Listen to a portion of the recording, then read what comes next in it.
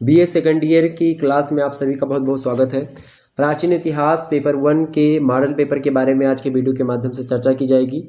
आज के वीडियो को देखने के बाद में प्राचीन इतिहास के पेपर 1 अर्थात उत्तर भारत का राजनीतिक इतिहास जो है और 606 ईस्वी से लेकर के 1206 ईस्वी तक का जो समय काल है उसके बारे में खास करके हमको पढ़ना है, अर्थात political history of northern India 606 AD से आपका जो है 1206 ईस्वी का जो एरियाज़ है, अर्थात जो 1206 एडी तक का जो समय है वहाँ तक हमको पढ़ना है। ओके, तो 606 ईस्वी से लेकर के 1206 ईस्वी तक समय काल जो है, अर्थात जब मुगलों या अरबों का आक्रमण भारत पर शुरू हो जाता है उस समय तक हमको पढ़ना है। और हर्षवर्धन के शासनकाल से आप देखेंगे तो कहीं ना कहीं पे यहाँ पर आप हर्षवर्धन या जो राजपूत हैं इनकी जो है यहाँ से प्रारंभ करते हुए हम और विस्तार से हम आगे बढ़ेंगे और लास्ट में जाकर के हम मोहम्मद गौरी, मोहम्मद गजनबी या मोहम्मद बिन कासिम जब भारत पर आक्रमण करता है आप देखेंगे 712 ईस्वी से मोहम्मद बिन कासिम, लेकिन 1206 ईस्वी तक आप देखेंगे मोहम्मद गौरी, मोहम्मद गजनबी ये सब भी आए भारत पर आक्रमण करें। तो इन सभी तक हमको पढ़ना है। ओके, राजपूतों के पतन के कौन कौन से कारण या फिर सिंध पर अरबों के आक्रमण के कारण या प्रभाव ये सब आते हैं प्रश्न, तो यहाँ तक हमको पढ़ना है। ओके, राजपूत वंश के जो पतन के कारण थे खास करके वही सिंध पर अरबों के आक्रमण के कारण रहे होंगे, चूँकि या फिर जो कहीं ना कहीं मुस्लिम आक्रमणकारियों की जो प्रमुख एक प्रकार से जो वो लोग विजय रहे, मतलब कि विजय प्राप्त करी मुस्लिम आक्रांताओं ने, वो क्यों प्राप्त करी, कैसे प्राप्त हुई, तो कहीं ना कहीं पे वो राजपूत जो शासक रहे हैं उन्हीं के कहीं ना कहीं पे जो है जो राज्य था भारत वंश वो अलग अलग टुकड़ों में बटा हुआ था और इस पर क्या था कि एक दूसरे से मतलब कि लड़ाई झगड़ा किया करते थे यहाँ के राजा जो थे और इसी का फायदा खास करके वो लोग लेते हैं। आइए हम बात कर लेते हैं कि आखिरकार बीए द्वितीय वर्ष अर्थात बीए सेकंड ईयर में 2022 में कौन कौन से प्रश्न आपके प्राचीन इतिहास से आने वाले। पेपर 1 का ये हाल मॉडल पेपर है, 100% प्रश्न आपकी परीक्षा में यहीं से आने की संभावना है। एक बार आप 2021 का मॉडल पेपर देख लीजिएगा, बहुत ज़्यादा इंपॉर्टेंट है। ओके, आइए हम चर्चा करते हैं। परीक्षा में जाने से पहले एक बार इस वीडियो को अवश्य देखिएगा। देखिए, सभी प्रश्न आपको करने अनिवार्य। खंड आ के 50 शब्दों में एक प्रश्न का उत्तर आपको लिखना है। अगर एक प्रश्न आप सही उत्तर लिखेंगे तो आपको कितने नंबर मिलेंगे? 2 अंक मिलेंगे। प्रत्येक प्रश्नों के जो अंक हैं वो समान हैं। ओके, ये बात ध्यान रखेंगे। खंड आ बा सा 3 खंडों में आपका पेपर बटा होगा, यानी कि A B C. Okay, section A, section B and section C. यहाँ से अति लघु उत्तरीय प्रश्न आ से, खंड बा से लघु उत्तरीय और सा से दीर्घ उत्तरीय टाइप के प्रश्न आपके पूछे जाएंगे। अब आइए देखते हैं अति लघु उत्तरीय प्रश्नों के उत्तर को हम कैसे लिखेंगे। जैसे आपको वहाँ पर एग्जाम्स में देगा प्रतिहार वंश, अब प्रतिहार वंश दे करके से आपको छोड़ देगा तो गुर्जर प्रतिहार के बारे में आपसे पूछ रहा खास करके, तो आपसे अगर पूछे कि प्रतिहार वंश लेकर के से छोड़ देगा तो आपको लिखना क्या है। तो सबसे पहले आप क्या लिखेंगे, जो है इसके बारे में गुर्जर जो थे उनके बारे में, प्रतिहार वंश जो थे उनके बारे में आपको बताना था। ठीक है, सबसे पहले आप ये बताते कि जो है एक नृवंश विज्ञान या भाषा विज्ञान जो है इन दोनों के आधार पर अगर बात की जाए तो सिद्ध किया जा चुका है पहले से कि जो गुर्जर हैं इन गुर्जरों का या जो प्रतिहार वंश है इनका मूल निवास जो था वो राजपूतानों में ही था और गुर्जर प्रतिहार किसी रूप में हूणों से लगभग संबंध रखते थे। ये बात जो है किस ग्रंथ से सिद्ध होती है, तो नृवंश विज्ञान और भाषा विज्ञान के माध्यम से अगर हम देखें तो ये बातें सिद्ध हो जाती हैं कि जो गुर्जर प्रतिहार वंश के लोग थे वो कहीं ना कहीं पे हूणों से संबंध रखते थे। आगे आप इसमें लिख सकते हैं क्या कि प्रतिहार वंश में कौन कौन से शासक हुए। जैसे कि प्रतिहार वंश की बात की जाए तो इसके शासकों में कई, जैसे पहला नाम आता है नागभट्ट प्रथम का। क्या नाम आता है पहला? नागभट्ट प्रथम का। दूसरा कौन सा शासक है भाई? दूसरे आपके उनके बाद में कुकस्त शासक आते हैं। कुकस्त के ही पैरेलल आप देखेंगे तो देवराज, ठीक है, वो आते हैं। उसके बाद में आप देखेंगे और भी शासक आते हैं, वत्सराज हो गए, ये आते हैं तीसरे नंबर पे। चौथे आपके शासक कौन से हो गए भाई? नागभट्ट द्वितीय आते हैं। नागभट्ट प्रथम तो आप हमने बता दिया, उसके बाद नागभट्ट द्वितीय आते हैं। अच्छा, नागभट्ट द्वितीय कौन था भाई? नागभट्ट द्वितीय की बात की जाए तो वत्सराज जो था उसकी जब मृत्यु हो जाती है उसके बाद में गुर्जर प्रतिहार जो वंश रहा है उसकी गद्दी पर नागभट्ट द्वितीय बैठता है और 800 ईस्वी से लेकर के 833 ईस्वी तक शासन करता है कौन? नागभट्ट द्वितीय। और नागभट्ट द्वितीय की माता जी का नाम क्या था? सुंदरी देवी। ओके, ये भी है। और ये नागभट्ट द्वितीय जो था बड़ा साहसी शासक रहा है अपने ज़माने का। तो ये 800 ईस्वी से लेकर के 833 ईस्वी यानी 33 सालों तक ये शासन करता रहा। ओके, ये बात ध्यान रखेंगे। तो नागभट्ट द्वितीय के बारे में अगर प्रश्न आपसे पूछे कि नागभट्ट प्रथम कौन था, तो नागभट्ट प्रथम के बारे में अगर पूछे तो नागभट्ट प्रथम कौन था भाई? नागभट्ट प्रथम का शासनकाल कब से कब तक रहा? तो 730 ईस्वी से लेकर के 730 ईस्वी से लेकर के 700 लगभग बात की जाए 56 ईस्वी तक, तो 730 ईस्वी से लेकर के 756 ईस्वी का जो समय काल रहा है, इस समय काल में शासन करता है कौन? नागभट्ट प्रथम। और गुर्जर प्रतिहार वंश का अगर वास्तविक संस्थापक की अगर बात की जाए, गुर्जर प्रतिहार वंश के वास्तविक संस्थापक की अगर बात करी जाए कभी, तो नाम किसका आएगा? नागभट्ट द्वितीय गुर्जर प्रतिहार वंश का वास्तविक संस्थापक था। नागभट्ट की बात की जाए तो ये एक शक्तिशाली मलेच्छ राजा की सेना को पराजित करके भाड़ोज पर भी अपना अधिकार कर लेता है। तो कहीं ना कहीं पे ये जो है प्रतिभा संपन्न था, वीर था, साहसी था, कौन? नागभट्ट प्रथम। और इसी प्रकार से था आपका नागभट्ट द्वितीय, ठीक है। तो इसीलिए उपाधि ली होगी नागभट्ट की, चूंकि उसी के समान रहा होगा। तो नागभट्ट प्रथम जो कि 730 ईस्वी से 756 ईस्वी तक शासन करता है।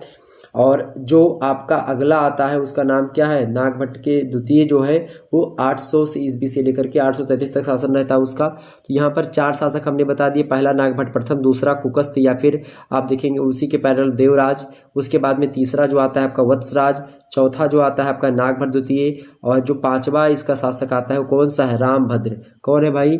रामभद्र। ओके, पांचवा शासक कौन सा है? पांचवा शासक है इसका रामभद्र। और रामभद्र के बाद में आता है आपका जो है छठवां शासक, उसका नाम क्या है? मिहिर भोज। अच्छा, नागभट्ट प्रथम, नागभट्ट द्वितीय, मिहिर भोज, ये ज़्यादा इंपॉर्टेंट है आपके। ओके, तो मिहिर भोज के बारे में अगर आपसे प्रश्न पूछे या मिहिर भोज के विषय में आप क्या जानते हैं तो क्या बताएंगे?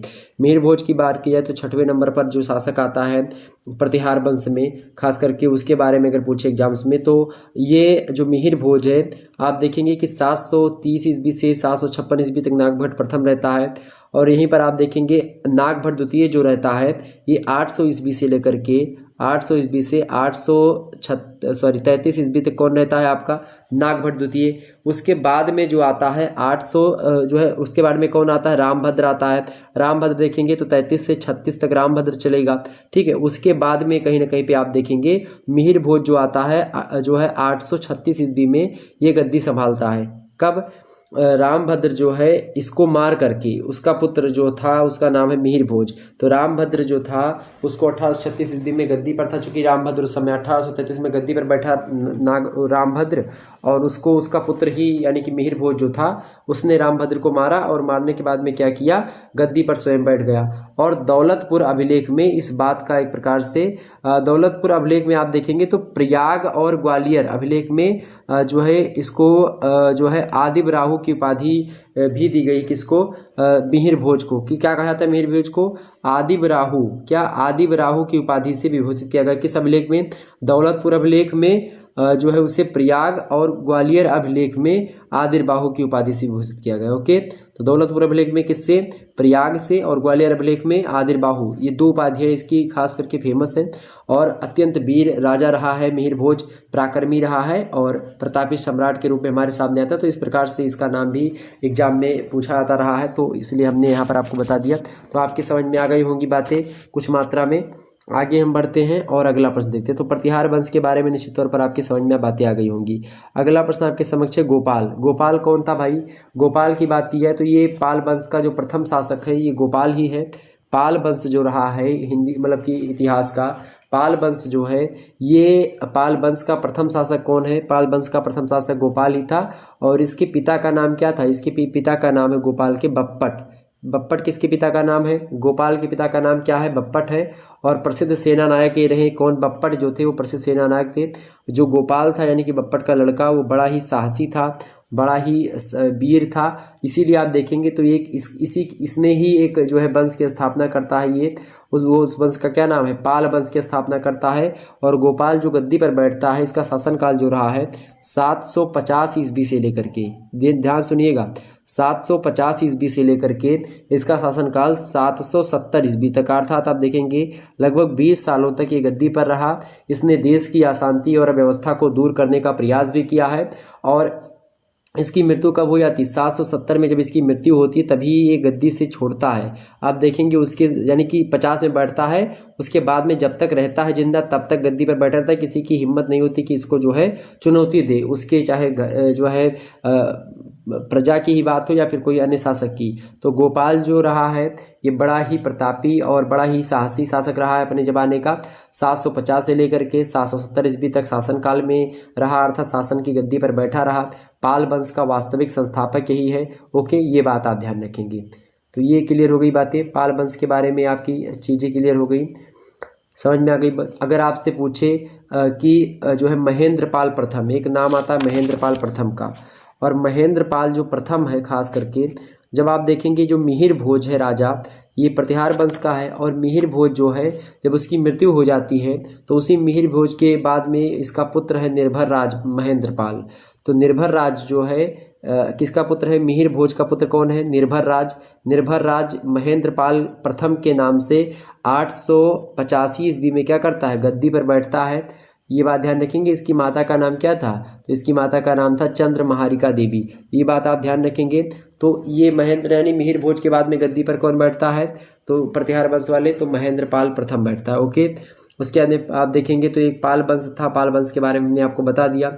अच्छा, कभी कभी एग्जाम से पूछ ले अगर आपसे कि देवपाल कौन थे या देवपाल कौन था, देवपाल के बारे में जान लीजिए। देवपाल जो था ये धर्मपाल एक व्यक्ति थे, उन्हीं का लड़का था। कौन? धर्मपाल के पुत्र थे। कौन? देवपाल। 810 ईस्वी के आसपास ये गद्दी पर बैठते हैं। कौन? देवपाल। और अपने पिता के समान वीर भी था, महत्वाकांक्षी भी था ये। ओके, ये बात क्लियर हो गई। अगर आपसे पूछे सेन वंश के बारे में आप क्या जानते हैं? सेन वंश के बारे में, तो सेन वंश जो है इसके पूर्वजों का निवास जो है ये दक्षिण भारत लगभग माना जाता है। और जो सेन वंश रहा है इसके अभिलेखों से ज्ञात होता है कि सेन वंश जो थे या फिर सेन लोग जो थे ये मूल रूप से मैसूर जो प्रांत पड़ता है यानी कि कन्नड़ भाषी प्रदेश है, वहीं पर रहने वाले लोग हुआ करते थे सेन वंश के। तो सेन वंश के बारे में आपसे पूछे तो ऐसे आप बता दीजिएगा, कुछ बातें हो जाएंगी। आगे बढ़ते हैं और भी मुद्दों को हम समझने का प्रयास करते हैं। तो गोपाल के बारे में हो गया। अगला प्रश्न आपके समक्ष है हर्षवर्धन। हर्षवर्धन के बारे में आपसे प्रश्न पूछा गया, हर्ष कौन थे? तो हर्षवर्धन जो थे भाई, हर्ष का जन्म कब हुआ था? सबसे पहले आप लिख दीजिएगा, मेंशन करिए। हर्ष का जन्म जो हुआ था ये 590 ईस्वी में हुआ था। कब हुआ था भाई? 590 ईस्वी में हर्षवर्धन जो थे इनका जन्म हुआ था। इनके पिता का नाम क्या था? तो हर्षवर्धन के पिता का नाम था प्रभाकर वर्धन। क्या नाम था? हर्षवर्धन के पिता का नाम क्या था? प्रभाकर वर्धन। माता जी का क्या नाम था भाई? माता जी का इनके क्या नाम था? माता जी का नाम था यशोमती। क्या नाम था? महादेवी यशोमती इनका नाम था। इनकी माता जी का किसके? हर्षवर्धन की। और हर्षवर्धन का बाल्यकाल की बात की है तो राज्यवर्धन एवं नालंदा नरेश के 2 पुत्र थे, उन्हीं के साथ ही व्यतीत हुआ। राज्यवर्धन के बड़े भाई थे। ओके, तो इन्हीं दोनों के बीच में 2 पुत्र किसके थे? नालंदा के एक नरेश थे यानी राजा थे, उनके 2 पुत्रों के साथ इनका जीवन व्यतीत होता है और वहीं इनकी शिक्षा दीक्षा संपन्न होती है। हर्षवर्धन की राज्याभिषेक की बात की जाए तो हर्षवर्धन जब राज्याभिषेक बैठता है, कब बैठता है? जब राज्यवर्धन जो थे इसका भाई जो था राज्यवर्धन, तो राज्यवर्धन की मृत्यु हो जाती है कब? जो है 606 ईस्वी के आसपास। और आप देखेंगे 606 ईस्वी से ही इतिहास आपका शुरू होता है। तो हर्षवर्धन के बारे में आपको पढ़ना इंपॉर्टेंट नहीं, बहुत ज़्यादा महत्वपूर्ण है। तो 606 ईस्वी में थानेश्वर के शासक के रूप में जो है ये थानेश्वर के शासक के रूप में बैठे गद्दी पर। कौन? हर्षवर्धन। उससे पहले कौन था? राज्यवर्धन था। ओके, राज्यवर्धन। उससे पहले कौन थे? प्रभाकर वर्धन थे। ओके, ये बात ध्यान रखेंगे। तो राज्यवर्धन की मृत्यु कब होती? 606 ईस्वी के आसपास। और 606 ईस्वी में गद्दी पर बैठते हैं आपके कौन? हर्षवर्धन। थानेश्वर जो स्थान है उसी के शासक के रूप में सिंहासन पर आरूढ़ होते हैं ये कौन? हर्षवर्धन। हर्षवर्धन की बात की है तो कई विजय इन्होंने अपने जीवन में ली, मतलब कि कहीं ना कहीं पे युद्ध किए हैं। हर्षवर्धन जो थे ये पहला युद्ध इनका कौन सा है? वल्लभी के राजा के साथ इन्होंने युद्ध किया था। दूसरा युद्ध विद्रोहों का भी एक प्रकार से दमन किया था इसने। और तीसरा युद्ध इसका पुलकेशियन द्वितीय के साथ हुआ था, बड़ा फेमस युद्ध पुलकेशियन द्वितीय वाला बता दूंगा, ठीक है। और चौथा आक्रमण जो उनका हुआ था वो सिंध पर इन्होंने आक्रमण किया था। तो इस प्रकार से कुछ इंपॉर्टेंट बातें इनके संबंध में थी। अच्छा, एग्जाम्स में हर्षवर्धन के साथ ही साथ एक इनकी सिस्टर थी, उनका नाम था यानी कि इनकी बहन थी राजश्री। राजश्री के बारे में पूछा आता है एग्जाम से प्रश्न की राजश्री कौन थी? तो राजश्री जो थी ये एक प्रकार से बात ये थानेश्वर जो स्थान था उसी थानेश्वर का एक राजा था। थानेश्वर के राजा जो थे उनका नाम था क्या? प्रभाकर वर्धन। क्या नाम था? प्रभाकर वर्धन जो थे थानेश्वर के राजा थे। हमने बताया था इनकी सिस्टर है किसकी? हर्षवर्धन की। तो प्रभाकर वर्धन के ही लड़के कौन है? हर्षवर्धन, राज्यवर्धन। तो प्रभाकर वर्धन की ही पुत्री है कौन? आपकी राजश्री, ठीक है। आपकी राजश्री नहीं मतलब राजश्री इतिहास की। और कन्नौज के राजा जो थे उस समय गृहवर्मा। कन्नौज के राजा कौन थे? गृहवर्मा। तो कन्नौज के राजा गृहवर्मा की पत्नी थी कौन? राजश्री, यानी गृहवर्मा से इनका विवाह हुआ था। और मालवा के राजा, अभी सुनिएगा बड़े ध्यान से, मालवा के राजा थे उस समय दौगुप्त, और दौगुप्त था गौड़ शासक एक था, उसका नाम था शशांक। तो गौड़ शासक शशांक और राजा दौगुप्त, इन दोनों ने मिलकर के कन्नौज पर आक्रमण किया। और उस समय कन्नौज के शासक कौन थे? राजश्री के पति, उनका नाम क्या था? गृहवर्मा। तो गृहवर्मा कन्नौज पर उस समय शासन कर रहे थे जब गौड़ नरेश शशांक ने, गौड़ नरेश शशांक जो था ये बंगाल का, कहीं ना कहीं पे आप देखेंगे गौड़ नरेश जो शशांक था ये बंगाल का शासक था। कभी कभी एग्जाम से प्रश्न पूछ लेगा कि गौड़ नरेश शासक कौन था। ठीक, गौड़ नरेश शशांक जो थे वो कौन थे? तो ये बंगाल के शासक थे। कौन? शशांक। और एक कट्टर शैव जो था, यानी कि शैव भक्त था इसका, यानी कि भगवान शिव को बहुत मानता था। गया के जो बोधि वृक्ष हैं, यानी कि जो बौद्ध धर्म के, उसको कटवा करके जो है गंगा में फेंकवा दिया था। किसने? गौड़ नरेश शशांक ने ही। ओके। और बौद्ध का विद्रोही अगर कोई शासक हुआ है पूरे इतिहास में तो नंबर 1 पर रहा है कौन? गौड़ नरेश शशांक। शैव, कट्टर शैव भक्त था, भगवान शंकर की पूजा बहुत अच्छे तरीके से किया करता था, कट्टर शैव भक्त की श्रेणी में आता है। बौद्ध विद्रोही शासक रहा है। ह्वेनसांग एक इतिहासकार है, चीनी यात्री है, उन्होंने कहा, उन्होंने इनकी मृत्यु कब बताई है? 636 ईस्वी के आसपास या उससे कुछ पूर्व में जो है गौड़ नरेश शशांक की मृत्यु हो जाती है। और जो एक प्रकार से जो गृहवर्मा है, इन्हीं पर आक्रमण गौड़ नरेश शशांक जो था वो, और एक मालवा का राजा था उसका नाम था दौगुप्त, तो इन दोनों ने मिलकर के कन्नौज पर आक्रमण किया। और उस समय गृहवर्मा शासन कर रहे थे। और उस गृहवर्मा जो थे वो कौन थे भाई? जो है राजश्री के हस्बैंड थे, यानी कि पति थे। इनकी गृहवर्मा की हत्या कर देता है कौन? शशांक और ये दौगुप्त मिलकर के। अब होता क्या है कि राजश्री जो होती है विधवा हो जाती है। विधवा होने के बाद में क्या होता है? अब मर जाएंगे भाई पति तो विधवा हो ही जाएंगी। उसके बाद में क्या होता है कि इनको जो है बंदी बना लिया था, किसको? राजश्री को बंदी बना करके जो है तहखाने में डाल दिया जाता है। लेकिन क्या होता है किसी तरीके से राजश्री जो थी वो वहाँ से भाग जाती हैं, और भागने के बाद में ये सती होने का निर्णय कर लेती। पहले सती प्रथा चलती थी, तो ये सोचे कि हम सती हो जाऊंगी जा करके अपने पति, यानी कि जो गृहवर्मा थे उन्हीं के साथ मैं सती हो जाऊंगी। तो यहाँ वहाँ से वो जो है जेल से किस तरीके से भागी, यानी कि उस समय बंदी गृह से, तो बंदी गृह से ये वहाँ से भाग निकली और सती होने का प्रयास किया। किंतु उसी समय पता चला किसको? हर्षवर्धन को। उसी समय हर्षवर्धन को पता चला कि हाँ तुम्हारी सिस्टर जो है, यानी कि आपकी जो बहन है वो जो है सती होने के लिए जा रही है। सूचना मिली गुप्तचरों से। हर्षवर्धन जाते हैं और वहीं पर जाकर के उनको बचा लेते हैं, किसको? राजश्री को। और इस प्रकार से राजश्री को बचाने के बाद में पूर्ण रूप से संरक्षण प्रदान करते हैं अपनी सिस्टर को, अपनी बहन को। और इस प्रकार से जो है कहीं ना कहीं पे आप देखेंगे तो बड़ी अच्छे तरीके से राजश्री को संरक्षण प्रदान करते हैं। तो एक कुशल भाई के तौर पर कार्य करते हैं यहाँ पर हर्षवर्धन। और हर्षवर्धन की बात की जाए तो ये हर 5वें साल हर्षवर्धन जो थे, हर 5वें साल जो है दान सत्र का आयोजन क्या करते थे? किसका?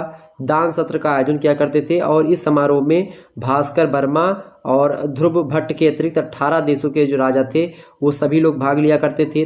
75 दिन तक एक यह उत्सव चलता रहता था। कौन सा उत्सव? तो प्रयाग महामोक्ष परिषद की स्थापना अगर करे तो किसने किया था? हर्ष ने किया था। जो है प्रत्येक 5वें साल में प्रयाग में, यानी कि प्रयागराज में प्रत्येक 5वें साल पर एक आयोजन करते थे। और इसमें 18 देशों के राजाओं जो है राजा वगैरह भाग लिया करते थे। और प्रथम दिन बुद्ध, दूसरे दिन आदित्य, तीसरे दिन शिव और चौथे दिन जो है सभी को दान दिया जाता था। और उसने जो है अपने राजश्री और राजाओं ने जो भेंट दी थी उसे भी उसने दान कर दिया था। एक प्रकार से आप देखेंगे तो दानी एक प्रकार से रहे हैं कौन? हर्षवर्धन साहब अपने। ओके, तो इस प्रकार से हमने समझा। अच्छा, इसी में हर्षवर्धन के हमने बताया कि भास्कर वर्मा भी बड़े फेमस कैरेक्टर जो है निभाते हैं। भास्कर वर्मा के बारे में अगर आपसे एग्जाम से प्रश्न पूछे कि भाई भास्कर वर्मा आपके कौन थे? कौन? भास्कर वर्मा के अगर बारे में आपसे प्रश्न पूछे कि भास्कर वर्मा कौन थे, तो भास्कर वर्मा की बात की जाए तो ये कामरूप के राजा थे। कहाँ के? कामरूप के राजा थे। और कामरूप के राजा थे कौन? भास्कर वर्मा यहाँ पर नाम से लिखा है वर्मा, लेकिन वर्मा जो है ये एक प्रकार से ये कोई वो वर्मा नहीं है जो कुर्मी वाला वर्मा होता है, वो वर्मा नहीं, ये ब्राह्मण थे एक प्रकार से। कौन? भास्कर वर्मा जो थे, भास्कर बर्मन या भास्कर वर्मा, वैसे बर्मन कहा जाता है। तो भास्कर बर्मन जो थे ये एक ब्राह्मण कुल से संबंध रखते हैं और बहुत बड़ा विद्वान एक प्रकार से अगर बोले तो भास्कर बर्मन बहुत बड़े विद्वान रहे हैं अपने ज़माने में। विद्वानों का आश्रयदाता भी था। कोई विद्वान अगर इसको दिख जाता था तो उस विद्वान को अपने राज्य में बुला लेते थे। तो एक प्रकार से ऐसे ही एक प्रकार से था ये कि विद्वानों को बहुत ज़्यादा आश्रयदाता प्रदान, मतलब आश्रय प्रदान करने वाला था, इसीलिए इसको विद्वानों का आश्रयदाता भी कहा जाता है। और शासनकाल इसकी बात की जाए तो ये 520 ईस्वी से लेकर के 560 ईस्वी तक का जो समय काल है ये भास्कर बर्मन का ही समय काल है। और सुव्यवस्थित तरीके से एक प्रकार से आप देखेंगे राज शासन करता है। और इनके पिताजी का नाम बात की जाए तो इनके पिताजी का नाम था सुस्थित वर्मन। सुस्थित वर्मन के किसके पिता का नाम था? इन्हीं के पिता का नाम, भास्कर बर्मन के पिता का क्या नाम था? सुस्थित वर्मन। और द्वितीय लड़के थे यानी कि माझिल लड़का था कौन? भास्कर बर्मन। ये शासक बना, वैसे ज्येष्ठ पुत्र बनता लेकिन ये बने थे। ओके, ये बात आप ध्यान रखेंगे। अगला प्रश्न आपके समक्ष आ गया, चौथा नंबर प्रश्न देखिएगा, यहीं पर है कन्नौज जो है यशो बर्मन, कन्नौज का शासक थे यशो बर्मन के बारे में आपसे बताइए। तो आप क्या लिखेंगे इनके बारे में? तो यशो बर्मन की अगर बात की जाए तो यशो बर्मन का शासनकाल कब से कब तक रहा है? तो ये एक प्रकार से इनके जो है शासनकाल में विषय में पर्याप्त मतभेद है। लेकिन अगर हम एक व्यक्ति हैं डॉक्टर स्मिथ, और डॉक्टर स्मिथ के अगर अनुसार हम समझे अगर इसको, तो डॉक्टर स्मिथ महोदय कहते हैं कि यशो बर्मन ने 728 ईस्वी से लेकर के 745 ईस्वी तक का जो शासनकाल रहा है, तो ये शासनकाल किसका रहा है? यशो बर्मन का रहा है। तो इसी के बीच में इन्होंने शासन किया है। और यशो बर्मन के वंश के बाद में कन्नौज में एक प्रकार से आयुध वंश का साम्राज्य स्थापित होता है। यशो बर्मन के उत्तराधिकारियों में बाद में आम, दुंदुक और भोज इन सभी के नाम आते हैं। हालांकि कन्नौज जो यशो बर्मन थे इनके बारे में अगर बताऊं तो ये जो यशो बर्मन थे कन्नौज के, ये कश्मीर का एक राजा था उस समय। कश्मीर राजा, आपने नाम सुना होगा लालित्यादित्य मुक्तापीड। क्या? लालित्यादित्य मुक्तापीड जो है कश्मीर के शासक थे और उन्हीं के समकालीन ये माने जाते हैं कौन? यशो बर्मन। कुछ विद्वान जो हैं इसे मौखारी और कुछ विद्वान इसे मौर्य मानते हैं, यानी कि कन्नौज जो यशो बर्मन है, कुछ विद्वान इसे मौखारी मानते हैं किसको? यशो बर्मन को। कुछ विद्वान मौर्य मानते हैं। और कुछ ग्रंथों के अनुसार देखेंगे तो जैसे कि ग्रंथ जो गौड़ वहो है, तो गौड़ वहो के अनुसार अगर देखा जाए तो यशो बर्मन ने दक्षिणी पूर्वी भाग से विजय का अभियान जो था वो प्रारंभ किया था और इसने गौंडों को पराजित करके दक्षिण भारत पर भी विजय प्राप्त करी थी। किसने? यशो बर्मन ने। तो इस प्रकार से आपको यशो बर्मन के बारे में समझ में आ गई बात है कि यशो बर्मन कौन थे। अच्छा, एक बात यहीं पर मैंने बोला कि यशो बर्मन जो थे वो लालित्यादित्य मुक्तापीड यानी जो कश्मीर का शासक था उसके समकालीन थे। अब भाई कश्मीर का जो शासक था लालित्यादित्य मुक्तापीड, ये कौन था? तो लालित्यादित्य मुक्तापीड जो था ये कश्मीर का राजा था। और तारापीड और उदय आदित्य का ये एक प्रकार से बात की तो छोटा भाई था। कौन? तारापीड उदयादित्य का छोटा भाई था लालित्यादित्य मुक्तापीड। ओके, मुक्तापीड ये किसका भाई था? छोटा। तो तारापीड उदयादित्य का छोटा भाई था लालित्यादित्य मुक्तापीड, जो कि कश्मीर का राजा बना। इसका शासनकाल जो है बात की जाए तो मतलब कि शासन कब संभालता है? 724 ईस्वी में ये राजा बनता है। और आप देखेंगे 728 ईस्वी में राजा कौन बनता है? यशो बर्मन। तो कहीं ना कहीं पे समकालीनता दोनों में आपको दिखाई पड़ेगी। ओके, ये समझ में आ गई बातें।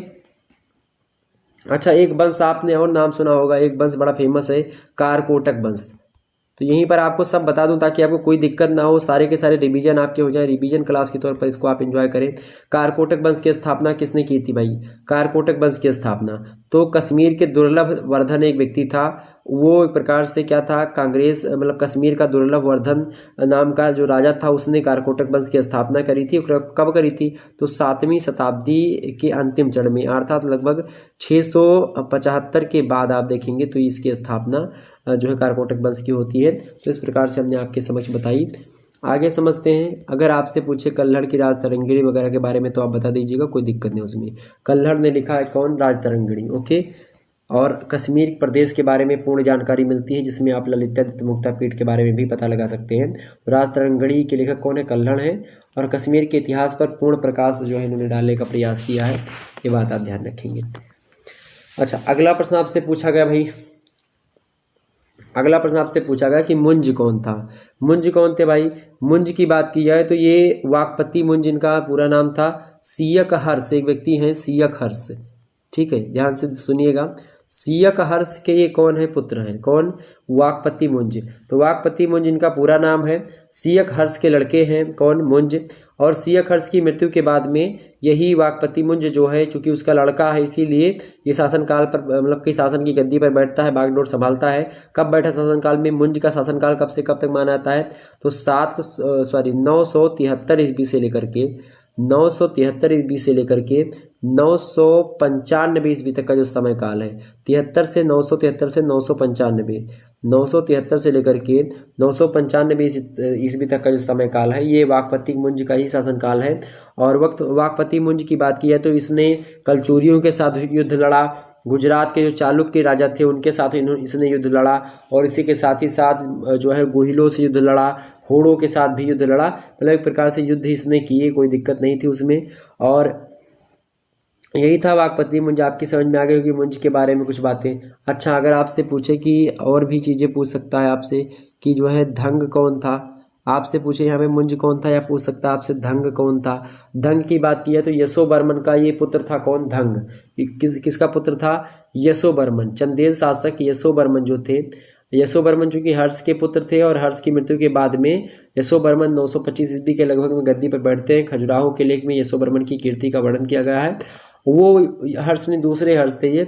और कहीं ना कहीं पे आप देखेंगे तो धंग जो थे उनकी बात की जाए तो धंग जो था वो यशोवर्मन का लड़का था। और यशोवर्मन की माता जी का क्या नाम था?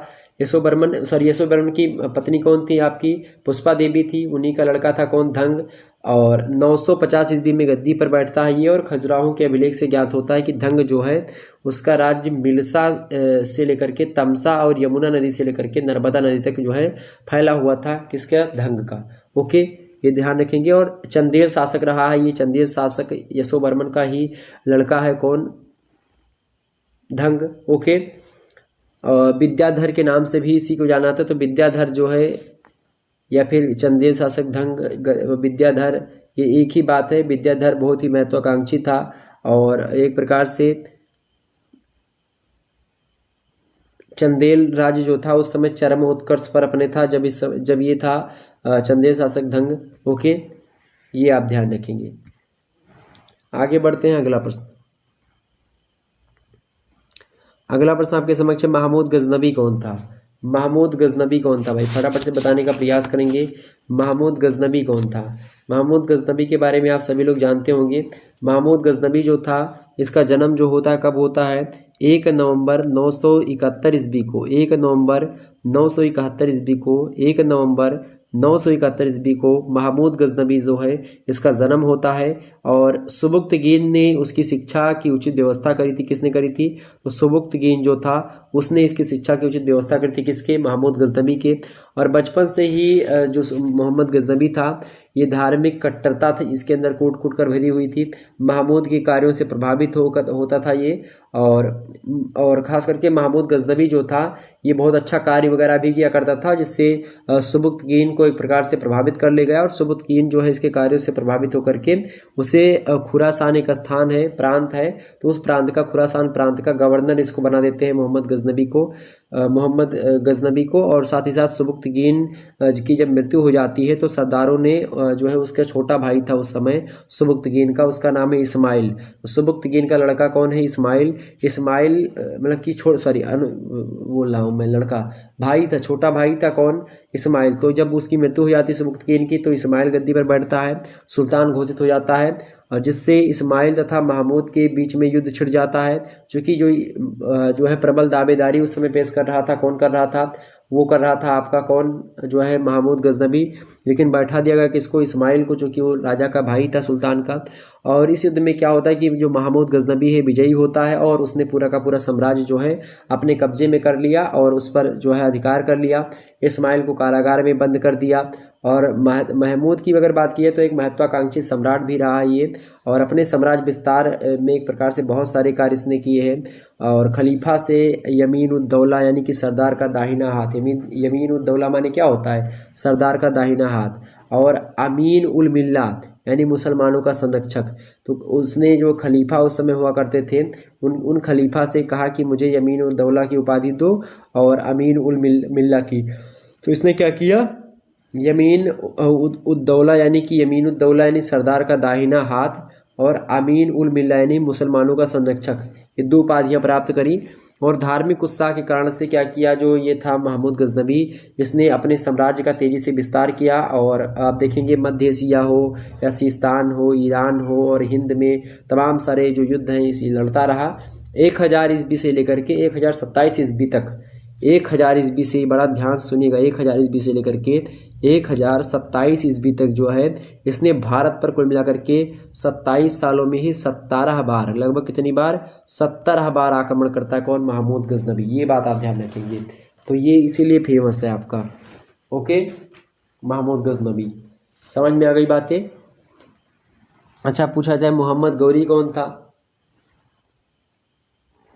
अच्छा, और सर्व प्रसिद्ध आक्रमण इसका जो था 17 में से, वो 1026 में जो इसने आक्रमण किया था, महमूद गजनबी ने 1026 में जो आक्रमण किया था, कब कहाँ पर किया था, सोमनाथ मंदिर पर किया था। सोमनाथ मंदिर पर इसने जो है 1026 में जो आक्रमण किया था उसी से प्रसिद्ध था, अर्थात वो प्रसिद्ध युद्ध माना था इसका। अच्छा, प्रश्न पूछ लेता माने थे इसी पे, मोहम्मद गौरी कौन था। तो मोहम्मद गौरी जो था एक प्रकार से कि ये भी कट्टर मुसलमान था, महत्वाकांक्षी था। गजनी और हिरात के बीच में एक छोटी सी पहाड़ी है, उसी पहाड़ी पर स्थित एक प्रदेश है, उसका नाम है प्रदेश का गोर। तो उसी गोर प्रदेश का एक निवासी था कौन, जो मोहम्मद गौरी है, मतलब ये। और इसका मोहम्मद गौरी जो था, इसका वास्तविक नाम क्या है, मोइनुद्दीन गौरी। मोइनुद्दीन गौरी, या फिर इसको और एक नाम से आना था शहाबुद्दीन गौरी। ठीक है, सॉरी, जल ग्रहण कर लो थोड़ा सा।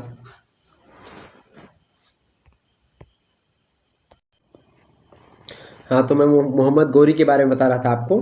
तो मोहम्मद गौरी जो था ये एक प्रकार से कहाँ का था, गोर प्रदेश का निवासी था। एक छोटी सी पहाड़ी है उसी पर स्थित है गोर प्रदेश, गजनी और हिरात के बीच में पड़ता है ये, ओके, गोर नामक प्रदेश। और वास्तविक नाम क्या था इसका, मोइनुद्दीन गौरी, और एक नाम इसका और था जो है शहाबुद्दीन गौरी, ओके। तो ये था मोहम्मद गौरी।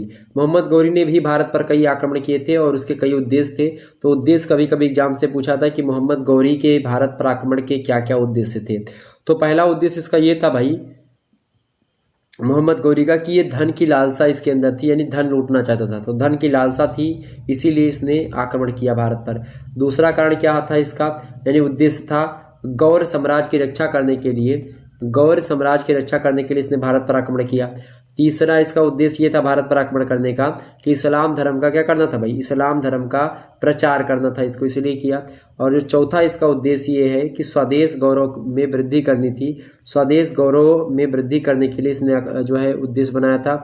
और उसके बाद में जो पांचवा इसका उद्देश्य था भारत पर आक्रमण करने का, वो ख्याति प्राप्ति की लालसा में इसने जो है आक्रमण किया था। तो एक प्रकार से ये इसके बोल सकते हो कि उद्देश्य थे किसके, मोहम्मद गौरी को भारत पर आक्रमण करने के।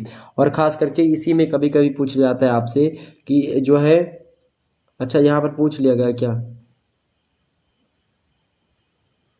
प्रश्न आपसे, यहीं पर देखिए, मोहम्मद गौरी के भारत पर आक्रमण के क्या कारण थे। इस प्रश्न का उत्तर हमने आपको बता ही दिया, हो गया आपका ये प्रश्न, ठीक है। वैसे महमूद गजनबी के बारे में बताया, ये प्रश्न आपका छूट रहा है, गांगे देव कौन था, ओके। तो एक बार से फिर से मोहम्मद गौरी के भारत पर आक्रमण के उद्देश्य बता दूं, फिर बताता हूं गांगे देव। तो मोहम्मद गौरी के भारत पर कौन कौन से आक्रमण हुए भाई, कौन कौन से, मतलब कि क्या क्या उद्देश्य थे इसके, धन की लालसा पहला उद्देश्य, दूसरा गौर साम्राज्य की रक्षा, तीसरा आप लिख सकते हो स्वदेश गौरव में वृद्धि, चौथा लिख सकते हो आप इस्लाम धर्म का प्रचार प्रसार, और पांचवा आप क्या लिख सकते हो, ख्याति प्राप्ति की लालसा, ओके। ये 5 उद्देश्य इसके मुख्य रूप से थे। तो इस प्रकार से मोहम्मद गौरी ने यहाँ पर आक्रमण किया था। और ख़ास करके राजपूतों के जो पराजय के कारण थे वही मुस्लिम आक्रमणकारियों के सफलता के कारण थे। तो अगर आपसे एग्जाम से प्रश्न पूछे कि राजपूतों की पराजय के क्या कारण थे, या पूछे कि मुस्लिम आक्रमणकारी जो थे उनकी सफलता के क्या कारण थे, तो दोनों के कारण एक ही होंगे। एक बार कारण आप लिख लीजिएगा। पहला कारण था कि भारत में राजनीतिक एकता का क्या था, भारत में राजनीतिक एकता का अभाव था भाई, क्या था, भारत में राजनीतिक एकता का अभाव था। तो जब भारत में राजनीतिक एकता का अभाव था, इसीलिए पहला ये कारण है चूंकि इस पर आक्रमण हुआ। दूसरा कारण कौन सा है आपका, दूसरा कारण है कि राजपूतों में क्या भाई, राजपूतों की बात की जाए तो राजपूतों में कूटनीति का क्या था, यानी कि स्ट्रैटेजी जो होती है, स्ट्रैटेजी ये लोग नहीं बना पाते थे, यानी कूटनीति का इसमें अभाव था राजपूतों में। तीसरा इसका कारण ये है कि राष्ट्रीय भावना का इसमें अभाव था, छोटे छोटे टुकड़ों में बटा हुआ था, लोग आपस में ही लड़ा करते थे। तो एक प्रकार से ये कारण था। चौथा कारण इसका ये था कि मुसलमानों का कुशल नेतृत्व था, अर्थात मुसलमानों में आप देखेंगे तो एक कुशल नेतृत्व, यानी कि अच्छे तरीके से नेतृत्व किया जाता था। और युद्ध में सबसे महत्वपूर्ण होता है नेतृत्वकर्ता, ओके। और मुसलमानों के पास नेतृत्वकर्ता था जो कि एक प्रकार से वो पूरे समुदाय को डील करता था। चौथा ये था कि जो है पांचवा इसका कारण था हारने का, राजपूतों के पराजय के कारण और मुस्लिमों के सफलता के कारण, कि राजपूतों के योग्य नेतृत्व में क्या थी, कमी थी, ये लोग नेतृत्व नहीं सही तरीके से कर पा रहे थे। तो इस प्रकार से ये 5 कारण आप लिख सकते हैं, हो जाता आपका। ओके, अगला प्रश्न आपसे एग्जाम से प्रश्न पूछ सकता है, गांगे देव कौन था। गांगे देव कौन था भैया, बढ़िया प्रश्न आपसे पूछ लिया गया कि गांगे देव कौन था। तो गांगे देव जो था एक बड़ा ही जो है प्रतिभाशाली सम्राट के रूप में हमारे सामने आता है। कौन, गांगे देव। गांगे देव की बात की जाए तो इसने अपनी विजयों के कारण से विक्रमादित्य तृतीय, गांगे देव को ही विक्रमादित्य तृतीय, आपने सुना होगा विक्रमादित्य तृतीय, तो विक्रमादित्य तृतीय की उपाधि इसने अपने विजयों के कारण से प्राप्त करी, यानी धारण करी। और इसके जो है कहीं ना कहीं पे 1019 ईस्वी में इसने क्या किया, अपने पिता कोकल द्वितीय थे, उनकी जब मृत्यु हो जाती है कोकल द्वितीय की, तो उनकी मृत्यु के बाद में सिंहासन में बैठता है कब, 1019 ईस्वी में। कब बैठता है, 1019 ईस्वी में। अच्छा, आपसे अगर एग्जाम से प्रश्न पूछ ले, हो सकता है लक्ष्मीकरण के बारे में पूछ ले कि लक्ष्मीकरण के विषय में आप क्या जानते हैं। तो 1041 ईस्वी में, क्या 1041 ईस्वी के आसपास में गांगे द्वितीय की जो है मृत्यु जब हो जाती है, तो जब गांगे की द्वितीय की मृत्यु हो जाती है उसके बाद में उसका पुत्र है लक्ष्मीकरण चालुक्य। तो ये चालुक्य वंश का राजा होता है लक्ष्मीकरण, किस वंश का, चालुक्य वंश का राजा होता है। और 1072 ईस्वी तक इसने राज्य किया और साथ ही साथ कलचुरियों की शक्ति को चारों ओर लगभग फैलाया। ओके, ये बात आप ध्यान रखेंगे। तो एग्जाम पॉइंट ऑफ व्यू से सब प्रश्न आपके इम्पोर्टेंट है। ओके, अच्छा, हर्षवर्धन जो थे उनको पुलकेशिन द्वितीय ने पराजित भी कर दिया था, ये बात आप ध्यान रखेंगे। इसका प्रमाण हैदराबाद के एक पत्र है उसी से मिलता है, ठीक है, ये बात आप ध्यान रखेंगे। मैं चर्चा करूंगा अभी आगे चल करके। आगे देखते हैं, लक्ष्मीकरण जो आपका था, हमने लक्ष्मीकरण के बारे में बताया। लक्ष्मीकरण ने भी कई विजय करी, जैसे कि लक्ष्मीकरण जो है कलिंग पर विजय प्राप्त करता है लक्ष्मीकरण, ठीक है, यवनों पर भी विजय प्राप्त कर लेता है ये। और इसी के साथ साथ प्रतिहार जो थे उन पर भी विजय प्राप्त करता है, प्रतिहारों पर विजय प्राप्त करता है कौन, लक्ष्मीकरण, यानी चालुक्य वंश का है। और चौथा, मालवा पर भी अपना अधिकार कर लेता है। ओके, ये बात ध्यान रखेंगे। और कलचुरी वंश जो है इसका अंत कब हुआ भाई, कलचुरी वंश चंदेल राजा थे उस समय जो है त्रिलोकी वर्मन, चंदेल राजा थे कलचुरी वंश में, उनका नाम क्या था, त्रिलोकी वर्मन। उन्होंने 1211 ईस्वी में, कब, 1211 ईस्वी में विजय सिंह को हरा करके कलचुरी वंश का अंत कर दिया, आप ये समझिए। तो उसके बाद में क्या होता है कि एग्जाम में क्या प्रश्न पूछ सकता है, एक आध दो प्रश्न और बन सकते हैं आपके, जैसे कि जो है प्रश्न आपसे पूछ ले कि चालुक्य वंश का प्रथम शासक कौन था, या चालुक्य वंश के बारे में। तो चालुक्य वंश का पहला शासक कौन था भाई, मूलराज प्रथम। कौन था, मूलराज प्रथम, ये चालुक्य वंश का प्रथम शासक था। 942 ईस्वी में गद्दी पर बैठता है और 995 ईस्वी तक ये गद्दी पर बैठा रहता है। ओके, ये ध्यान रखेंगे। अच्छा, भीम द्वितीय के बारे में कभी कभी पूछता है, भीम द्वितीय कौन था। तो भीम द्वितीय जो था ये मूलराज द्वितीय जो था, मूलराज द्वितीय जो था उसी का भाई था। कौन, मूलराज द्वितीय का ही भाई कौन था भाई, मूलराज द्वितीय का जो भाई था वही था आपका भीम द्वितीय, यानी भीम द्वितीय जो था वो छोटा भाई था मूलराज द्वितीय का। ओके, और इसकी मृत्यु के बाद में क्या होता है, भीम द्वितीय जो है गद्दी पर बैठता है। जब मूलराज द्वितीय की मृत्यु हो जाती है तो गद्दी पर बैठता है और लगभग 60 वर्षों तक शासन करता है कौन, भीम द्वितीय। ओके, इस प्रकार से ये लोग इंपॉर्टेंट है आपकी परीक्षा की दृष्टि से, जो कि हमने बताई। अच्छा, हमने आपको महमूद मोहम्मद गौरी के बारे में तो बता दें, मोहम्मद गौरी के भारत में आक्रमण के उद्देश्य, लेकिन अगर आपसे प्रश्न पूछ ले, अगर आपसे प्रश्न पूछ ले कि भारत में या फिर महमूद गजनबी के भारत पर आक्रमण का क्या प्रभाव पड़ा, भारत पर जब मोहम्मद गौरी ने मोहम्मद गजनबी ने आक्रमण किया तो उससे भारत को कितनी हानियाँ हुई, कौन कौन सी हानियाँ हुई या कौन कौन से प्रभाव पड़े। पहला प्रभाव ये पड़ा कि अपार धन संपत्ति की हानि हुई भारत को। दूसरा प्रभाव ये पड़ा कि स्थापत्य कला के नमूनों का क्या हुआ, ह्रास यानी कमी हुई इसमें, ठीक है। तीसरी बात ये हुई कि भारतीय सैनिकों की दुर्बलता का ज्ञान भी हो गया कि हाँ भारतीय लोग दुर्बल हैं, या फिर इस प्रकार से तमाम सारी मनगढ़ंत चीज़ें हो गई। और चौथी चीज़ ये थी कि भावी आक्रमणों की सरलता ये भी कहीं ना कहीं पे हो गई। जब उसने आक्रमण किया तो लोगों को जाकर के बताया होगा कि हाँ यहाँ पर मतलब भविष्य में कभी भी आक्रमण किया सकता है, क्योंकि यहाँ पर क्या है, एकजुट लोग नहीं है, यहाँ पर एकता नहीं है, अनेकता फैली हुई है, इस प्रकार से। ओके, तो ये चीज़ें आपकी समाप्त होती हैं लगभग। अब आगे बढ़ते थोड़ा सा और प्रश्नों की ओर, और हम जानते हैं कि आखिरकार और भी प्रश्न और कौन कौन से हैं। अगला प्रश्न आपके समक्ष 9वां नंबर, गौंड नरेश शशांक कौन था।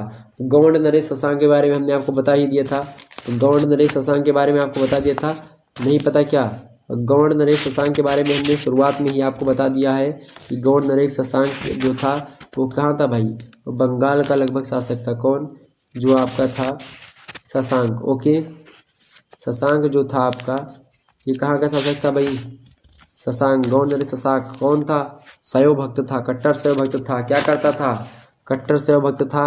उसने बोध गया में जो वृक्ष हैं बौद्ध धर्म के खास करके प्रतीक, उनको जो है क्या कर दिया था, कटवा करके गंगा नदी में फेंकवा दिया था। इस प्रकार से आप गौड़ नरेश शशांक के बारे में तो जान ही गए होंगे कौन था गौड़ नरेश शशांक। ठीक है, हमने आपको बता भी दिया है गौड़ नरेश शशांक के बारे में। आगे बढ़ते हैं और इन मुद्दों को हम समझने का प्रयास करते हैं। ओके, चलिए आगे देखिएगा आप। अगला प्रश्न आपके समक्ष है, गोविंद चंद्र के किन किन राजाओं से युद्ध किया था।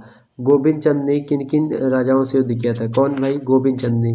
गोविंद चंद्र कौन थे, फटाफट से एक बार अगर आपको पता है तो बताने का प्रयास करेंगे गोविंद चंद्र के बारे में। गोविंद चंद्र कौन थे, चलिए गोविंद चंद्र के बारे में बताने का प्रयास करेंगे। गोविंद चंद्र जो थे, इन्होंने अगर बात की है तो साम्राज्य विस्तार किया गोविंद चंद्र ने, और अपने राज्यकाल में तमाम सारे युद्ध लड़ा, और गढ़वाल साम्राज्य जो था उसकी सीमाओं को इसने बढ़ाया। गढ़वाल वंश के संबंध रखते हैं गोविंद चंद्र। और पहला युद्ध जो इनका होता है कौन सा है, कलचुरी वंश से युद्ध किया इसने। गोविंद चंद्र ने कलचुरियों की जो एक प्रकार से अश्वपति, गजपति, नरपति और राजत्रयाधिपति जो उपाधि थी वो धारण की थी, और ये उल्लेखनीय है। और प्रतिहार वंश की बात की है तो अश्व सेना के लिए, कलिंग गज सेना के लिए प्रसिद्धि थे, तथा पूर्वी भारत के नरेश नरपति उपाधि धारण करते थे। और कलचुरी नरेश को पराजित करके ही उसने इस प्रकार की महत्वपूर्ण उपाधियां स्वयं धारण कर ली। हुआ क्या कि जो कलचुरी वंश के शासक हुआ करते थे, ये अपने आप को अश्वपति, गजपति, नरपति, राजत्रयपति, त्रयाधिपति इस प्रकार से उपाधि बोलते थे। और इसने क्या किया, कलचुरी वंश के शासक को मार दिया। किसने, गोविंद चंद्र ने उनको पराजित कर दिया, तो सारी उपाधियां खुद की हो गई इसकी। दूसरा युद्ध जो इसने लड़ा था गोविंद चंद्र ने, कौन सा लड़ा था, पालों से युद्ध किया था इसने। जो पाल वंश के शासक थे गोविंद चंद्र जो था, उसने पाल नरेश उस समय थे कौन, मदल पाल। तो उस समय कौन थे भाई, मदल पाल। तो उन मदल पाल को पराजित किया और मगध के तमाम सारे भागों को अपने साम्राज्य में मिला लेता है। चूँकि मगध के ही राजा थे मदल पाल आपके, तो उसको अपने साम्राज्य में मिला लेते हैं बहुत सारा क्षेत्र। और मानेर जो एक लेख है बिहार में पड़ता है, और एक जो है लार है देवरिया में पड़ता है। ये लेख है लार और लेख, लेर और लाख जो है लेख और लार नामक, जो लार पड़ता है आपका देवरिया में और लेख पड़ता है आपका बिहार में। तो इस दोनों अभिलेखों से जो मगध है उस पर उसके अधिकार की पुष्टि भी हो जाती है कि हाँ इस पर इसने अधिकार किया था। और संभव यह भी है कि उसने पालों से वैवाहिक संबंध करके मित्रता कर ली हो, और क्योंकि उसकी पत्नी जो थी कुमार देवी वो पाल राजकन्या ही रही है। तो इसमें थोड़ा सा डाउट है लोगों को कि हाँ इसने विवाह करके किया था या फिर आक्रमण करके जो है जीता था पालों को।